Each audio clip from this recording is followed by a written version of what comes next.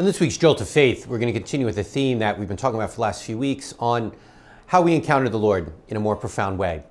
And as I mentioned last time, the church has always taught us that in the Eucharist, through the scriptures, in the person of the minister, and when we're gathered as a community, Christ is present in a powerful way.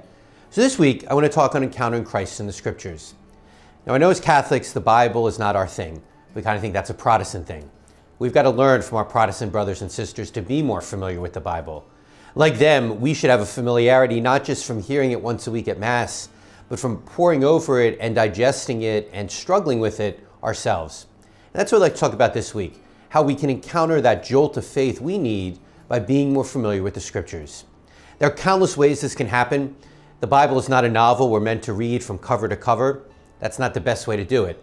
What I would suggest is maybe start with the Gospel of Mark, a great way to kind of get a basic introduction. Maybe use some of the daily reading guides that are out there, like the Magnificat, the Word Among Us.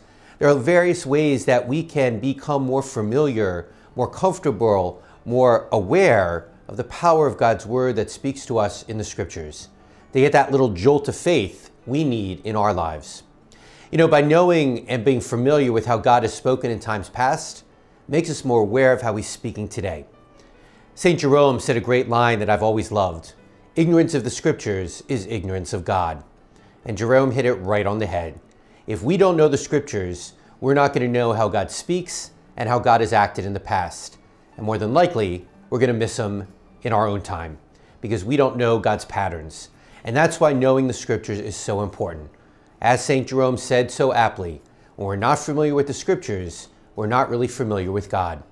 And so maybe that's a good jolt of faith for all of us, to dive in, to digest, and be more familiar with the scriptures so that we can recognize how God spoke in the past, and more importantly, how He continues to speak to you and I.